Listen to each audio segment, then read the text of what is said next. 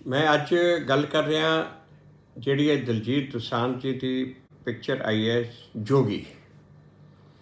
जोगी picture देख के बिल्कुल वो 1984 के वो दिन याद आ गए जिस तरीके दे नाल सिखां नूं लभ लभ के उन्हां दे घरां चों कढ कढ के मारिया गया, जिवें कतलेआम किया गया।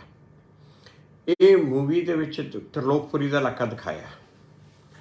एक्चुअल दे विच ਇਹ त्रिलोकपुरी के इलाके दे विच इसे इलाके विच तकरीबन 400 सिखां का कतल किया गया सी।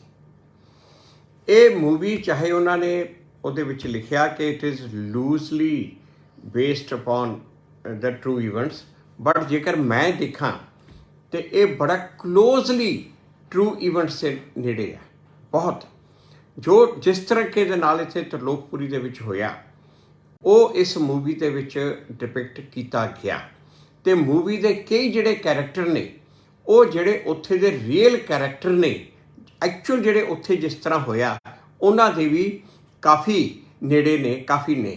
ਮੈਂ ਹੁਣੇ ਇੱਥੇ ਪੜ੍ਹ ਰਿਹਾ ਸੀ ਨੈੱਟ ਉੱਤੇ, ਕਿਸੇ ਨੇ ਲਿਖਿਆ ਕਿ ਜੀ ਇਹਨਾਂ ਨੇ ਦਿਖਾਤਾ ਕਿ ਪੁਲਿਸ ਮਦਦ ਕਰ ਰਹੀ ਸੀ, ਬਿਲਕੁਲ ਗਲਤ ਦਿਖਾਇਆ।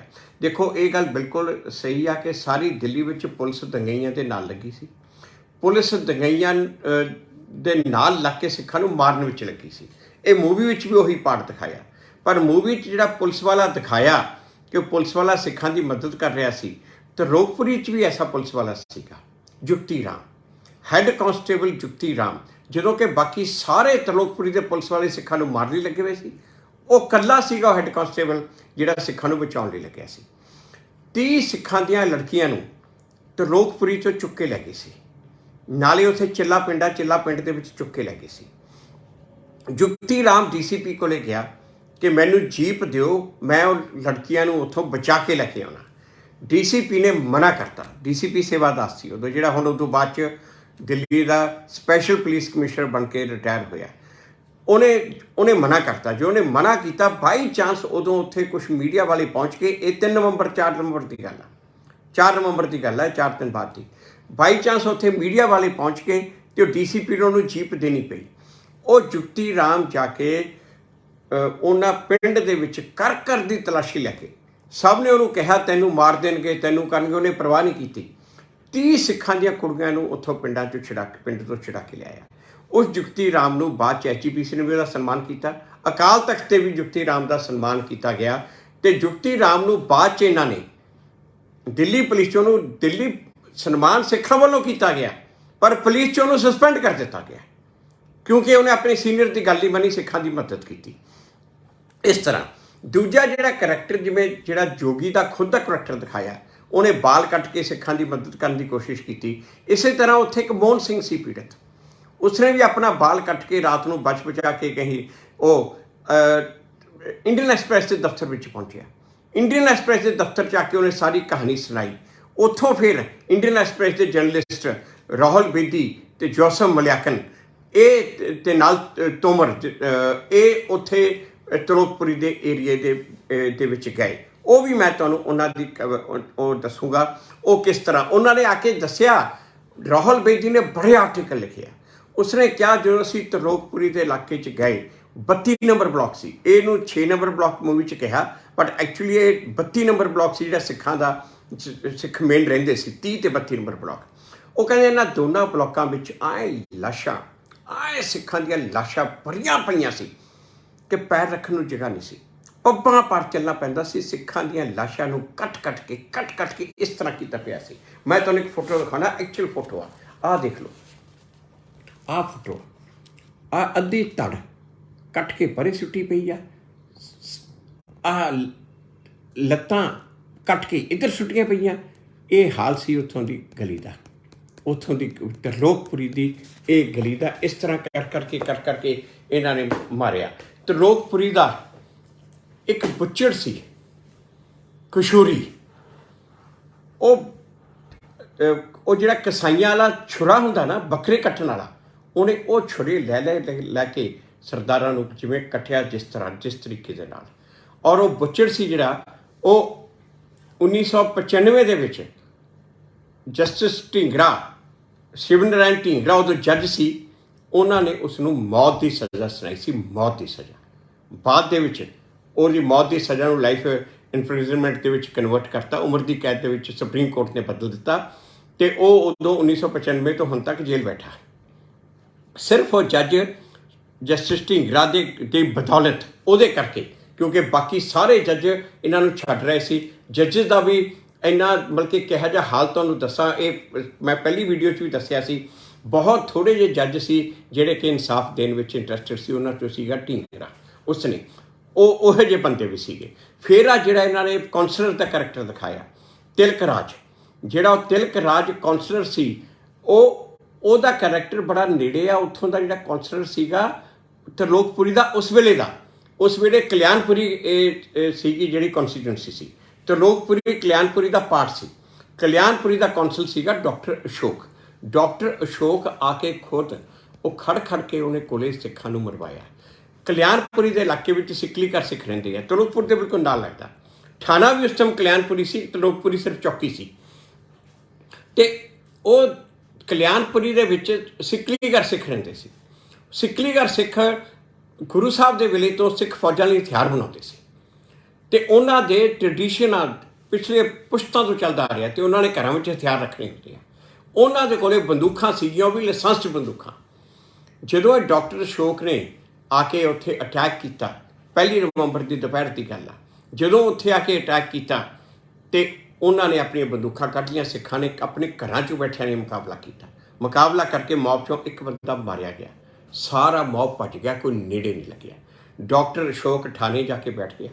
ਉੱਥੇ DCP ਨੂੰ ਬੁਲਾਇਆ, ACP ਨੂੰ ਬੁਲਾਇਆ, SHO ਨੂੰ ਨਾਲ ਲਿਆ, ਸਾਰਿਆਂ ਨਾਲ ਲੈ ਕੇ 2 ਟਰੱਕ ਪੁਲਿਸ ਦੇ ਭਰ ਕੇ ਕਹਿੰਦਾ ਜਾ ਕੇ ਉਹਨਾਂ ਨੂੰ ਫੜ ਕੇ ਲਿਆਓ।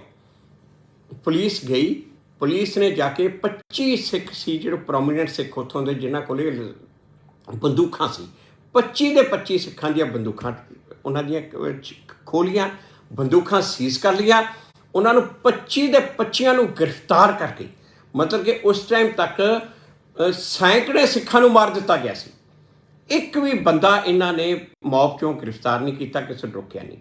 ਸਿੱਖਾਂ ਨੂੰ 25 ਸਿੱਖਾਂ ਨੂੰ ਗ੍ਰਿਫਤਾਰ ਕਰਕੇ ਆ ਕੇ ਇਹੋ ਥਾਣਾ ਜਿਹੜਾ ਦਿਖਾਇਆ ਗਿਆ ਹੈ ਤਰਲੋਕਪੁਰੀ ਕਲਿਆਣਪੁਰੀ ਦਾ, ਉਹਦੇ ਲੌਕਅਪ 'ਚ ਆ ਕੇ ਉਹਨਾਂ ਨੂੰ ਬੰਦ ਕਰਤਾ ਅਤੇ ਉਹਨਾਂ ਦੇ ਕਤਲ ਦਾ ਕੇਸ ਚਲਾਇਆ ਉਹਨਾਂ ਦੇ ਉੱਪਰ। ਅਤੇ ਉਸ ਤੋਂ ਮਗਰੋਂ ਜਦੋਂ ਉਹਨਾਂ ਨੂੰ ਫੜ ਲਿਆ ਅਤੇ ਬਾਅਦ ਦੇ ਵਿੱਚ ਇਹਨਾਂ ਨੇ ਇਸ਼ਾਰਾ ਕਰਤਾ, ਡਾਕਟਰ ਅਸ਼ੋਕ ਸ਼ਾਮ ਨੂੰ ਫਿਰ ਮੌਬ ਲੈ ਕੇ ਉੱਥੇ ਪਹੁੰਚਿਆ। ਜਿੰਨੇ ਵੱਡੇ ਬੰਦੇ ਸੀ ਸਾਰੇ ਫੜੇ ਗਏ ਸੀ ਅਤੇ ਇਹਨਾਂ ਨੇ ਉੱਥੇ ਉਹ ਕਤਲੇਆਮ ਕੀਤਾ। 1 ਨਵੰਬਰ, 2 ਨਵੰਬਰ, 3 ਨਵੰਬਰ ਉਹ ਕਤਲੇਆਮ ਕੀਤਾ। ਉੱਥੇ ਕਲਿਆਣਪੁਰੀ ਦੇ ਇਲਾਕੇ ਵਿੱਚ 200 ਸਿੱਖ ਮਾਰੇ, ਤਰਲੋਕਪੁਰੀ ਦੇ ਇਲਾਕੇ ਵਿੱਚ 400 ਸਿੱਖ ਮਾਰੇ। ਅਤੇ ਉੱਥੇ ਕੀਤਾ ਕਿ ਰਾਤ ਨੂੰ ਕਲਿਆਣਪੁਰੀ ਦੇ ਪਾਰਕ ਵਿੱਚ ਸਿੱਖਾਂ ਦੀਆਂ ਕੁੜੀਆਂ ਨੂੰ ਇਕੱਠੇ ਕਰਕੇ ਬਿਠਾ ਲਿਆ। ਇਹ ਗੁੰਡੇ ਰਾਤ ਨੂੰ ਟਾਰਚਾਂ ਲੈ ਕੇ ਆਉਂਦੇ ਸੀ, ਲਾਲਟਨ ਲੈ ਕੇ ਆਉਂਦੇ ਸੀ, ਜਿਹੜੀ ਕੁੜੀ ਚੰਗੀ ਲੱਗਦੀ ਸੀ ਉਹਨੂੰ ਚੁੱਕ ਕੇ ਲੈ ਜਾਂਦੇ ਸੀ। ਇਹੋ ਜਿਹਾ ਹਾਲ ਇਹਨਾਂ ਨੇ ਕੀਤਾ। ਅਤੇ ਇਹ ਜਿਹੜਾ ਪੂਰਬੀ ਦਿੱਲੀ ਇਲਾਕਾ, ਈਸਟ ਦਿੱਲੀ ਡਿਸਟ੍ਰਿਕਟ ਆ, ਈਸਟ ਦਿੱਲੀ ਡਿਸਟ੍ਰਿਕਟ ਦੇ ਵਿੱਚ ਸਰਕਾਰੀ ਅੰਕੜਿਆਂ ਦੇ ਮੁਤਾਬਕ 1 ਤੇ 2 ਨਵੰਬਰ ਨੂੰ 1200 ਸਿੱਖਾਂ ਨੂੰ ਮਾਰਿਆ। 1200 ਸਿੱਖਾਂ ਨੂੰ ਸਰਕਾਰੀ ਅੰਕੜੇ ਕਹਿੰਦੇ ਆ, ਦਰਅਸਲ ਤਾਂ 2000 ਤੋਂ ਉੱਪਰ ਆ ਜੋ ਗਿਣਤੀ ਆ ਜਿਨ੍ਹਾਂ ਨੂੰ ਮਾਰਿਆ। ਅਤੇ ਸਿੱਖਾਂ ਨੂੰ 1200 ਨੂੰ ਸਰਕਾਰੀ ਅੰਕੜਿਆਂ ਮੁਤਾਬਕ ਮਾਰਤਾ ਅਤੇ ਟੋਟਲ ਇਹਨਾਂ ਨੇ 26 ਬੰਦੇ ਗ੍ਰਿਫਤਾਰ ਕੀਤੇ ਆ 1 ਤੇ 2 ਨਵੰਬਰ ਨੂੰ। ਉਹ 26 ਦੇ 26 ਸਿੱਖ ਗ੍ਰਿਫਤਾਰ ਕੀਤੇ। 25 ਇਹ ਸੀਗੇ ਜਿਹੜੇ ਕਲਿਆਣਪੁਰੀ ਵਾਲੇ, ਅਤੇ ਇੱਕ ਰਾਮ ਸਿੰਘ, ਉਹ ਉੱਥੇ ਹੋਰ ਏਰੀਏ 'ਚ, ਉਹਦੇ ਵੀ ਜੋ ਘਰ ਦੇ ਉੱਤੇ ਅਟੈਕ ਹੋਇਆ, ਆਪਣੇ ਘਰੋਂ ਉਹਨੇ ਗਨ ਚੁੱਕ ਕੇ ਮੌਬ ਦੇ ਉੱਤੇ ਫਾਇਰ ਕਰਨ ਲੱਗ ਗਿਆ। ਮੌਬ ਨੇੜੇ ਨਹੀਂ ਆਇਆ, ਪੁਲਿਸ ਜਾ ਕੇ ਉਹਨੂੰ ਗ੍ਰਿਫਤਾਰ ਕਰਕੇ ਲਿਆਈ। ਮਤਲਬ ਕਿ ਰਾਈਟ ਟੂ ਡਿਫੈਂਸ, ਆਪਣੇ ਪਰਿਵਾਰ ਨੂੰ ਖੁਦ ਬਚਾਉਣਾ ਵੀ ਸਿੱਖਾਂ ਤੋਂ ਖੋਲ੍ਹਿਆ ਸੀ। ਰਾਈਟ ਟੂ ਡਿਫੈਂਸ ਵੀ ਸਿੱਖਾਂ ਤੋਂ ਖੋਲ੍ਹਿਆ ਸੀ ਕਿ ਤੁਹਾਡੀ ਜੁਰਤ ਕਿਵੇਂ ਹੋਈ ਕਿ ਤੁਸੀਂ ਆਪਣੇ ਪਰਿਵਾਰ ਨੂੰ ਬਚਾਉਣ ਦੇ ਵਾਸਤੇ ਤੁਸੀਂ ਮੁਕਾਬਲਾ ਕਰਨ ਲੱਗੇ। ਇਹੀ ਜਿਹੀ ਹਾਲਤ ਉਸ ਟਾਈਮ ਦਿੱਲੀ ਸੀ। ਇਹ ਇਕੱਲੇ ਇੱਥੇ ਕਲਿਆਣਪੁਰੀ ਦੇ ਇਲਾਕੇ 'ਚ ਨਹੀਂ, ਸਾਰੀ ਦਿੱਲੀ 'ਚ ਇਹ ਕੁਛ ਹੋਇਆ। ਸਾਰੀ ਦਿੱਲੀ 'ਚ ਜਿੱਥੇ ਸਿੱਖਾਂ ਨੇ ਮੁਕਾਬਲਾ ਕਰਨ ਦੀ ਕੋਸ਼ਿਸ਼ ਕੀਤੀ, ਉੱਥੇ ਹੀ ਪੁਲਿਸ ਵੱਡੀ ਗਿਣਤੀ 'ਚ ਪਹੁੰਚ ਕੇ ਜਾ ਕੇ ਉਹ ਸਿੱਖ ਨੂੰ ਗ੍ਰਿਫਤਾਰ ਕਰਕੇ ਉਹਨੂੰ ਲੈ ਆਏ, ਔਰ ਉਸ ਤੋਂ ਬਾਅਦ ਉਹਦੇ ਘਰ ਵਾਲਿਆਂ ਨੂੰ ਮੌਬ ਦੇ ਹਵਾਲੇ ਕਰਤਾ, ਔਰ ਉਹਨਾਂ ਨੇ ਬੁਰਾ ਹਾਲ ਕੀਤਾ, ਘਰ ਚਲਾਏ, ਬੁਰਾ ਹਾਲ ਕੀਤਾ। ਉਸ ਤੋਂ ਮਗਰੋਂ ਸਾਰੀ ਦਿੱਲੀ 'ਚ ਹੋਇਆ। ਦੇਖੋ, ਸਾਰੀ ਦਿੱਲੀ ਵਿੱਚ ਇੱਕ ਵੀ ਐਸੀ ਜਗ੍ਹਾ ਨਹੀਂ ਹੈ ਜਿੱਥੇ ਕਿ ਕਿਸੇ ਨੌਨ ਸਿੱਖ ਦੇ ਘਰ ਨੂੰ ਅਟੈਕ ਕੀਤਾ ਹੋਵੇ, ਕਿਸੇ ਮੁਸਲਮਾਨ ਦੇ ਘਰ ਨੂੰ, ਕਿਸੇ ਹਿੰਦੂ ਦੇ ਘਰ ਨੂੰ, ਕਿਸੇ ਕ੍ਰਿਸਚਨ ਦੇ ਘਰ ਨੂੰ ਅਟੈਕ ਹੋਇਆ ਹੋਵੇ। ਕਿਤੇ ਨਹੀਂ ਹੋਇਆ। ਸਿਰਫ ਤੇ ਸਿਰਫ ਇਹ ਸਿੱਖਾਂ ਦੇ ਘਰਾਂ 'ਤੇ ਅਟੈਕ ਹੋਇਆ। ਇੱਕ ਵੀ ਹਿੰਦੂ ਦੇ ਘਰੇ ਅਟੈਕ ਨਹੀਂ ਹੋਇਆ, ਸਿਰਫ ਇੱਕ ਸਿੱਖਾਂ ਦੇ ਘਰੇ। ਤਾਂ ਇਹ ਨਰਸੰਹਾਰ, ਪੂਰਾ ਨਰਸੰਹਾਰ ਸੀ, ਜੀਨੋਸਾਈਡ ਸੀ ਸਿੱਖਾਂ ਦਾ। ਤੇ ਹੁਣ ਤਾਂ ਦਿੱਲੀ ਹਾਈ ਕੋਰਟ ਨੇ ਵੀ ਕਹਿਤਾ ਕਿ ਜੀਨੋਸਾਈਡ ਸੀ, ਹਾਈ ਕੋਰਟ ਨੇ ਵੀ ਕਹਿ ਦਿੱਤਾ ਹੈ। ਰਾਹੁਲ ਬੇਦੀ ਜਿਹੜੇ ਉੱਥੇ ਪਹੁੰਚੇ ਸੀ ਉਸ ਟਾਈਮ, ਰਾਹੁਲ ਬੇਦੀ ਨੇ ਸਾਰੀ ਕਹਾਣੀ ਆਪਣੇ ਆਰਟੀਕਲਸ ਅਖਬਾਰਾਂ 'ਚ ਕਈ ਆਰਟੀਕਲ ਲਿਖਿਆ, ਉਹਦੇ ਵਿੱਚ ਸਾਰਾ ਐਕਸਪਲੇਨ ਕੀਤਾ। ਇਹ ਜਿਹੜੇ 25 ਸਿੱਖਾਂ ਨੂੰ ਗ੍ਰਿਫਤਾਰ ਕੀਤਾ, ਉੱਥੇ ਉਦੋਂ ਸੀਗਾ SHO ਸੂਰਬੀਰ ਸਿੰਘ ਤਿਆਗੀ। ਸੂਰਬੀਰ ਸਿੰਘ ਤਿਆਗੀ ਨੇ ਉਹ ਕਤਲੇਆਮ ਕੀਤਾ ਉੱਥੇ ਪੁਲਿਸ ਮੌਬ ਦੇ ਨਾਲ ਲੱਗ ਕੇ, ਬਹੁਤ ਵੱਡਾ ਕਤਲੇਆਮ ਕੀਤਾ। ਇਹ ਜਦੋਂ ਉਸ ਤੋਂ ਬਾਅਦ ਮਿਸ਼ਰਾ ਕਮਿਸ਼ਨ ਬਣਿਆ, ਇਹ ਮਈ ਜੂਨ 1985 ਦੀ ਗੱਲ ਆ, ਜਦੋਂ ਮਿਸ਼ਰਾ ਕਮਿਸ਼ਨ ਬਣਿਆ ਉਸ ਟਾਈਮ ਦੇ ਉੱਤੇ ਉਹ ਜਿਹੜੇ 25 ਸਿੱਖ ਜਿਨ੍ਹਾਂ ਨੂੰ ਗ੍ਰਿਫਤਾਰ ਕੀਤਾ ਸੀ, ਉਦੋਂ ਹੀ ਉਹ ਜ਼ਮਾਨਤ, ਕਈ ਮਹੀਨੇ ਉਹ ਜੇਲ੍ਹ 'ਚ ਰਹੇ, ਉਦੋਂ ਫਿਰ ਜ਼ਮਾਨਤ 'ਤੇ ਆਏ। ਜ਼ਮਾਨਤ 'ਤੇ ਆ ਕੇ ਇਹ ਸੂਰਬੀਰ ਤਿਆਗੀ ਨੇ ਉਹਨਾਂ ਨੂੰ ਬੁਲਾ ਕੇ ਕਿਹਾ ਕਿ ਤੁਸੀਂ ਮੇਰੇ ਹੱਕ ਦੇ ਵਿੱਚ ਐਫੀਡੇਵਿਟ ਦਿਓ, ਤੇ ਇਹ ਨਾ ਕਹੋ ਕਿ ਮੈਂ ਤੁਹਾਨੂੰ ਗ੍ਰਿਫਤਾਰ ਕਰਕੇ ਲੈ ਕੇ ਆਇਆ ਸੀ। ਉਹਨੇ ਉਹਨਾਂ ਨੂੰ ਬੁਲਾ ਕੇ ਕਿਹਾ, ਉਹ ਮੇਰੇ ਕੋਲੇ ਆ ਗਏ। ਉਹਨੂੰ ਮੈਨੂੰ ਆ ਕੇ ਕਹਿੰਦੇ, ਕਿਉਂਕਿ ਉਦੋਂ ਇਹ ਮਿਸ਼ਰਾ ਕਮਿਸ਼ਨ ਦੇ ਵਿੱਚ ਜੋ ਪੀੜਤਾਂ ਦੇ ਐਫੀਡੇਵਿਟ ਸੀ, ਉਹ ਜੋ ਵਕੀਲਾਂ ਦੀ ਸਾਡੀ ਟੀਮ ਸੀ, ਉਹ ਟੀਮ ਦੇ ਵਿੱਚ ਮੈਂ ਉਸ ਟੀਮ ਦਾ ਇੰਚਾਰਜ ਸੀ। ਹੁਣ ਇਹ ਜਸਟਿਸ ਰਵਿੰਦਰ ਭੱਟ ਜੋ ਸੁਪਰੀਮ ਕੋਰਟ ਦੇ ਇਸ ਟਾਈਮ ਜੱਜ ਨੇ, ਸੁਪਰੀਮ ਕੋਰਟ 'ਚ ਇਸ ਟਾਈਮ ਜੱਜ ਹੈ ਜਸਟਿਸ ਰਵਿੰਦਰ ਭੱਟ, ਉਹ ਵੀ ਸਾਡੀ ਟੀਮ ਦੇ ਮੈਂਬਰ ਸੀ। ਉਹ ਵੀ ਬੈਠ ਕੇ ਪੀੜਤਾਂ ਦੀ ਐਫੀਡੇਵਿਟ ਬਣਾਉਂਦੇ ਹੁੰਦੇ ਸੀ, ਅਤੇ ਮੈਂ ਉਸ ਟੀਮ ਦਾ ਇੰਚਾਰਜ ਸੀ। ਅਤੇ ਉਹ ਮੇਰੇ ਕੋਲੇ ਆ ਗਏ। 1985 ਹੈ, ਜੂਨ ਜੁਲਾਈ ਦੀ ਗੱਲ ਹੈ। ਉਹ ਮੇਰੇ ਕੋਲੇ ਆਏ ਅਤੇ ਆ ਕੇ ਉਹਨਾਂ ਨੇ ਕਿਹਾ ਕਿ ਜੀ ਉਹ ਸਾਨੂੰ ਕਹਿ ਰਿਹਾ ਮੇਰੇ ਹੱਕ ਵਿੱਚ ਐਫੀਡੇਵਿਟ ਦਿਓ। ਮੈਂ ਕਿਹਾ ਵੀ ਇਸ ਤਰ੍ਹਾਂ ਕਰੋ, ਆਪਾਂ ਕੋਸ਼ਿਸ਼ ਕਰੋ ਕਿ ਉਹਦੇ ਕੋਲ ਸਾਨੂੰ ਕੋਈ ਇਨਫੋਰਮੇਸ਼ਨ ਮਿਲ ਸਕੇ ਕਿ ਇਹ ਜਿਹੜੀਆਂ ਡਾਇਰੈਕਸ਼ਨ ਉੱਪਰੋਂ ਆਈਆਂ, ਕਿਵੇਂ ਆਈਆਂ, ਕਿਹਨੇ ਆਈਆਂ, ਆਪਾਂ ਇਹ ਕੋਸ਼ਿਸ਼ ਕਰੋ। ਅਤੇ ਮੈਂ ਕਿਹਾ ਤੁਸੀਂ ਜਾ ਕੇ ਉਹਨੂੰ ਇਹ ਕਹਿ ਦਿਓ ਕਿ ਜੀ ਸਾਡਾ ਵਕੀਲ ਨੂੰ ਤੁਸੀਂ ਕਨਵਿੰਸ ਕਰਾ ਲਓ, ਉਹਨੂੰ ਮੇਰਾ ਨਾਮ ਪੂਰਾ ਨਾ ਦੱਸਣਾ, ਹਰਵਿੰਦਰ ਸਿੰਘ ਦੱਸਣਾ, ਫੂਲਕਾ ਨਾ ਦੱਸਣਾ। ਉਹਨਾਂ ਨੇ ਕਿਹਾ ਕਿ ਜੀ ਉਹਨੂੰ ਕਹੇ ਜੀ ਸਾਡੇ ਵਕੀਲ ਨੂੰ ਤੁਸੀਂ ਸਮਝਾ ਦਿਓ, ਕਹੇ ਜੀ ਤੁਹਾਨੂੰ ਐਫੀਡੇਵਿਟ ਚਾਹੀਦਾ ਤੁਹਾਡੇ ਹੱਕ 'ਚ, ਅਤੇ ਅਸੀਂ ਦੇਣ ਨੂੰ ਤਿਆਰ ਹਾਂ। ਤਰਲੋਕਪੁਰੀ ਜਿਹੜਾ ਥਾਣਾ ਸੀ ਕਲਿਆਣਪੁਰੀ ਥਾਣੇ ਦੇ ਵਿੱਚ ਉਹਨੇ ਕਿਹਾ ਕਿ ਆਪਣੇ ਵਕੀਲ ਨੂੰ ਮੇਰੇ ਕੋਲ ਲੈ ਆਓ। ਕਲਿਆਣਪੁਰੀ ਥਾਣੇ ਦੇ ਵਿੱਚ ਮੀਟਿੰਗ ਫਿਕਸ ਹੋਈ। ਮੈਂ ਉਹਨਾਂ ਦੇ ਨਾਲ ਗਿਆ। ਮੇਰੇ ਨਾਲ ਦੇ 2 ਵਕੀਲ ਬਾਹਰ ਗੱਡੀ 'ਚ ਬੈਠੇ ਸੀ। 1 ਘੰਟੇ ਦਾ ਟਾਈਮ ਫਿਕਸ ਹੋਇਆ ਸੀ ਕਿ ਜੇ ਮੈਂ 1 ਘੰਟੇ ਦੇ ਵਿੱਚ ਬਾਹਰ ਨਾ ਆਇਆ, ਸਮਝੋ ਕਿ ਉਹਨਾਂ ਨੇ ਮੈਨੂੰ ਚੁੱਕ ਲਿਆ, ਮੈਨੂੰ ਪਛਾਣ ਲਿਆ ਅਤੇ ਮੈਨੂੰ ਗਾਇਬ ਕਰਤਾ। ਅਤੇ ਤੁਸੀਂ ਫਟਾਫਟ ਜਿਹੜੇ ਸਾਡੇ ਸੀਨੀਅਰਸ ਨੇ ਉਹਨਾਂ ਨੂੰ ਦੱਸ ਦੇਣਾ, ਕੋਈ ਰੈਮਡੀਅਲ ਐਕਸ਼ਨ ਲੈਣਾ ਹੋਇਆ ਤਾਂ ਲੈ ਲੈਣਾ, ਨਹੀਂ ਤਾਂ ਪਤਾ ਨਹੀਂ ਉੱਥੇ ਕੀ ਹੋਊਗਾ। ਇਹੀ ਜੀ ਉਦੋਂ ਹਾਲਤ ਸੀ। ਮੈਂ ਜਦੋਂ ਕਲਿਆਣਪੁਰੀ ਥਾਣੇ ਵਿੱਚ ਗਿਆ ਅਤੇ ਮੇਰੇ ਕੋਲ ਪੈਨ ਸੀ ਇੱਥੇ ਲੱਗਿਆ ਵਾ, ਉਹ ਪੈਨ ਦੇ ਵਿੱਚ ਰਿਕਾਰਡਰ ਸੀ। ਉਹਦੀ ਗੱਲਾਂ ਮੈਂ ਉਹਦੇ ਨਾਲ ਜਦੋਂ ਪਹਿਲਾਂ ਉਹ ਸਾਰਿਆਂ ਨਾਲ ਵਿੱਚ ਬੈਠ ਕੇ ਗੱਲਾਂ ਹੋਈਆਂ, ਉਸ ਤੋਂ ਬਾਅਦ ਉਸ ਨੂੰ ਮੈਂ ਪੁੱਛਦਾ ਰਿਹਾ ਕਿ ਦੱਸ ਤੈਨੂੰ ਕਿਹਨੇ ਕਿਹਾ ਤੁਸੀਂ ਇਹਨੂੰ ਮਾਰੋ, ਇਹਨਾਂ ਨੂੰ ਗ੍ਰਿਫਤਾਰ ਕਰੋ, ਕਿਹਨੇ ਕਿਹਾ, ਕੀ ਕਿਹਾ, ਇਹ ਸਾਰਾ ਮੈਂ ਕੋਸ਼ਿਸ਼ ਉਹਨੂੰ ਪੁੱਛਣ ਦੀ ਕਰ ਰਿਹਾ ਸੀ, ਇਹ ਵਾਲੀ ਗੱਲ। ਪਰ ਉਹਦੇ ਕੋਲੋਂ ਖਬਰ ਤਾਂ ਸਾਨੂੰ ਕਾਫੀ ਮਿਲ ਗਈ ਜੋ ਅਸੀਂ ਬਾਅਦ ਦੇ ਵਿੱਚ ਵਰਤੀ, ਕਾਫੀ ਇਨਫੋਰਮੇਸ਼ਨ ਮਿਲ ਗਈ। ਮੈਂ ਉਹਨੂੰ ਇਹ ਕਹਿ ਰਿਹਾ ਸੀ ਕਿ ਤੂੰ ਸਾਨੂੰ ਹੋਰ ਇਨਫੋਰਮੇਸ਼ਨ ਦੇ। ਉਹਨੇ ਜ਼ਿਆਦਾ ਪੂਰੀ ਕੰਪਲੀਟ ਇਨਫੋਰਮੇਸ਼ਨ ਦਿੱਤੀ, ਪਰ ਕਾਫੀ ਮਟੀਰੀਅਲ ਸਾਨੂੰ ਮਿਲ ਗਿਆ। ਅਤੇ ਉਸ ਤੋਂ ਬਾਅਦ ਮੈਂ ਉੱਥੋਂ ਬਚ ਕੇ ਨਿਕਲਿਆ ਆ ਕਿਵੇਂ ਨਾ ਕਿਵੇਂ। ਮਗਰੋਂ ਇਹਨਾਂ ਨੇ ਕੋਸ਼ਿਸ਼ ਕੀ ਕੀਤੀ। ਅੱਛਾ, ਬਾਅਦ 'ਚ ਜਦੋਂ ਇਹ ਸਾਡੇ ਟੀਮ ਨੂੰ ਉਦੋਂ ਸੋਲੀ ਸਰਾਬ ਜੀ ਇਹ ਮੇਨਲੀ ਹੈਡ ਕਰ ਰਹੇ ਸੀ, ਸਿਟੀਜ਼ਨ ਜਸਟਿਸ ਕਮੇਟੀ, ਸੋਲੀ ਸਰਾਬ ਜੀ, ਜਸਟਿਸ ਤਾਰਕੁੰਡੇ। ਸੋਲੀ ਸਰਾਬ ਜੀ ਬਾਅਦ ਦੇ ਵਿੱਚ ਅਟਾਰਨੀ ਜਨਰਲ ਆਫ ਇੰਡੀਆ ਬਣਿਆ 2 ਵਾਰੀ। ਜਦੋਂ ਸੋਲੀ ਸਰਾਬ ਜੀ ਨੂੰ ਇਹ ਦੱਸਿਆ ਕਿ ਮੈਂ ਇਸ ਤਰ੍ਹਾਂ ਰਿਕਾਰਡ ਕਰਕੇ ਆਇਆ, ਉਹਨਾਂ ਨੇ ਮੈਨੂੰ ਬੜੇ ਡਾਂਟਿਆ ਅਤੇ ਕਿਹਾ ਤੂੰ ਆਪਣੀ ਜਾਨ ਨੂੰ ਜੋਖਮ 'ਚ ਨਹੀਂ ਪਾਏਂਗਾ, ਤੂੰ ਬਿਲਕੁਲ ਇਹੋ ਜਿਹਾ ਕੰਮ ਮੇਰੇ ਤੋਂ ਬਿਨਾਂ ਪੁੱਛੇ ਨਹੀਂ ਕਰੇਗਾ। ਉਸ ਤੋਂ ਬਾਅਦ ਇਹ ਸਾਡੇ ਰਿਕਾਰਡਿੰਗ ਬੜੀ ਕੰਮ ਆਈ, ਕਿਉਂਕਿ ਉਸ ਤੋਂ ਮਗਰੋਂ ਇਹਨਾਂ ਨੇ, ਪੁਲਿਸ ਨੇ ਕੀ ਕੀਤਾ, ਇਹ ਕੋਸ਼ਿਸ਼ ਕੀਤੀ ਕਿ ਮੈਂ ਜਾ ਕੇ ਲੋਕਾਂ ਨੂੰ ਲਾਲਚ ਦੇ ਕੇ ਝੂਠੀਆਂ ਗਵਾਹੀਆਂ ਲੋਕਾਂ ਨੂੰ ਕਹਿ ਰਿਹਾ ਕਿ ਦਿਓ, ਕਿ ਮੈਂ ਸੂਰਬੀਰ ਤਿਆਗੀ ਨੂੰ ਜਾ ਕੇ ਮਿਲਿਆ। ਉਹ ਇੰਸਪੈਕਟਰ ਸੂਰਬੀਰ ਤਿਆਗੀ ਨੂੰ ਮੈਂ ਕਹਿ ਰਿਹਾ ਕਿ ਉਹ ਇਹਨਾਂ ਦੇ ਜਿਹੜੇ HKL ਭਗਤ ਅਤੇ ਜਿਹੜੇ ਦੂਸਰੇ ਲੀਡਰ ਨੇ ਉਹਨਾਂ ਦੇ ਖਿਲਾਫ ਉਹ ਝੂਠੇ ਬਿਆਨ ਦੇਵੇ। ਅਤੇ ਮਤਲਬ ਕਿ ਇਹਨਾਂ ਦੀ ਪਲਾਨ ਇਹ ਸੀ 1985 ਵਿੱਚ, ਜਿਵੇਂ ਹੁਣ ਤੀਸਰਾ ਸੀਤਲਵੜ ਨੂੰ ਫੜ ਕੇ ਨਾ ਅੰਦਰ ਕੀਤਾ ਕਿ ਇਹਨੇ ਝੂਠੀਆਂ ਗਵਾਹੀਆਂ ਕਰਾਈਆਂ, ਇਹ ਕੀਤਾ ਉਹ ਕੀਤਾ, ਉਸੇ ਤਰ੍ਹਾਂ ਇਹ ਮੈਨੂੰ ਕਰਨ ਲੱਗੇ ਸੀ। ਅਤੇ ਜਦੋਂ ਉਹ ਰਿਕਾਰਡਿੰਗ ਮੈਂ ਸਾਰੀ ਦਿਖਾਈ, ਮੈਂ ਕਿਹਾ ਆਹ ਦੇਖ ਲਓ ਰਿਕਾਰਡਿੰਗ ਇਹ ਆ। ਉਸ ਰਿਕਾਰਡਿੰਗ ਦੇ ਕਰਕੇ ਉਦੋਂ ਮੈਂ ਬਚਿਆ। पर उस तो मगरों एक होर भी गल, ये त्रिलोकपुर, ये सारा जो ईस्टली का इलाका, ये HKL भगत है सारे सारे जो ਜ਼ਿੰਮੇਵਾਰ ਸੀ असली जो ऑर्गेनाइज किया HKL भगत ने किया, जो उदों मंत्री सीगा उस टाइम, वो मिनिस्टर सी।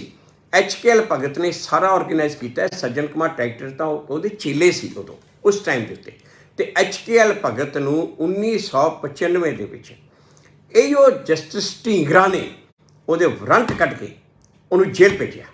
जिस दिन ਉਹਦੇ ਵਾਰੰਟ ਕੱਢੇ ਨਾ, जिस दिन ਉਹਨੂੰ ਕੋਰਟ ਵਿੱਚ ਪੇਸ਼ ਕੀਤਾ ਵਾਰੰਟ ਕੱਢਣ ਤੋਂ ਬਾਅਦ, उस दिन भगत के नाल 10,000 बंदा आया, तो नाल 100 वकील से भगत के नाल।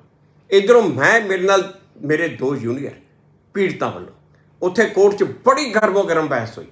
गर्मो गर्म बहस तो बाद जो जज उठ के चला गया अपने चैंबर के विच ऑर्डर पास कर, भगत के टोले च मैनू 1-2 वकीलों ने आके कहा, क्योंकि उत्थे कोर्ट में जानते सी, उन्होंने कहा कि तुसीं हुण इत्थों निकल जाओ, इस जज ने हुण इहनूं जेल भेजना, इसकी जमानत कैंसल करनी है, तो लोगों ने तुहानूं जान नहीं देना। तो उहदा जिहड़ा रीडर सीगा, वो रीडर ने एक गल सुन के जज के कमरे चों पिछले पासे दी सानूं उत्थों बाहर कढिया। वो जस्टिस ਢੀਂਗਰਾ ने उन्होंने उस टाइम भगत नूं जेल भेजिया 1995 ਵਿੱਚ। तो जेकर ये केस ठीक चलता तो जस्टिस ਢੀਂਗਰਾ ने 1995 ਵਿੱਚ ही भगत नूं जां मौत दी ना उम्र कैद की सज़ा सुनाउणी सी। पर उदों होया कि साडे ही अकाली लीडरां ने भगत कोलों पैसे लेके गवाह नूं मुकराता। वो बेचारे जस्टिस ਢੀਂਗਰੇ नूं भी इदा भी बड़ा बुरा हाल होया। सरकार ने उहदी हाई कोर्ट की प्रमोशन सी उहदी ड्यू, वो प्रमोशन रोकती, 2 साल उहनूं हाई कोर्ट का जज नहीं बन दिता इसे करके। पर साडे लीडरां दा ये हाल रहा। मतलब कि जो ये 1984 दा दे विच जो कुछ होया, ये थोड़ा जिहा पार्ट एक कॉलोनी का हाल ये इस मूवी दे विच दर्शाया, पर वो बिल्कुल सही है, उस तरीके नाल होया। ये एक तरह की मैमरी रिफ्रैश करने वास्ते कि ये कुछ आ ये भुल ना जाओ, खास करके पुराने बंदे ये कहने लिए भुल ना जाओ, भुलन वाला नहीं है, असीं किवें भुल सकते हैं। तो जो नवीं पीढ़ी उन्होंने दिखाने लिए कि कुछ इत्थे दिल्ली च होया, ये दुनिया की सब तो वड्डी राजधानी ਉਹਦੀ कैपिटल ਦੇ ਵਿੱਚ ਸਿੱਖਾਂ ਨਾਲ ਇਹ हाल हो रहा सी, एक भी जगह ਤੇ सिख सेफ नहीं सी। बल्कि आ ਜਿਹੜਾ कौंसलर दिखाया है जे इस तरह के कौंसलर कम से कम 100 एक कांग्रेसी लीडर सीगे जिन्हां ਦੀਆਂ ड्यूटियां लगियां सी थ्रू आउट दिल्ली सिੱਖਾਂ ਨੂੰ ਮਰਵਾਉਣ ਦੀਆਂ। ਜਿਹੜੇ केस 'ਚ सज्जन कुमार जेल 'ਚ ਬੰਦ ਆ, ਉਹ पालम ਦਾ केस ਸੀ, दिल्ली कैंट ਦੇ एरिया 'ਚ केस ਸੀ, ਉਹ ਦੂਜਾ एरिया ਸੀ, ਉੱਥੇ भी यही हाल सी, ਉੱਥੇ कोई चंगा नहीं सी। ਉਹਦੇ ਵਿੱਚ ਹੁਣ सज्जन कुमार ਨੂੰ उम्र कैद की सज़ा हुई है, तो वह जेल आ। वो सज्जन कुमार के नाल भी एक XMLA जेल आ, एक कौंसलर जेल आ, क्योंकि उन्होंने भी यही उस एरिए भी 400 तो ज़्यादा सिखां नूं मारिया सी। वो पालम के एरिए के ही उन्होंने उदों बाद रिवार्ड मिलिया, MP का मिलिया, दूजे नूं MLA टिकट मिलिया, तीजे नूं कौंसलर का टिकट मिलिया। जो टिकट दी गल्लां कर रहे हैं ना, उही उत्थे भी इस तरह सिखां नूं मार के टिकट मिले सी। अज वो कौंसलर भी उम्र कैद की सज़ा भुगत रहा, वो MLA भी उम्र कैद की सज़ा हुई सी, वो जेल च उसकी मौत हो गई है, तो सज्जन कुमार भी उम्र कैद की सज़ा भुगत रहा, जेल च ही बैठा।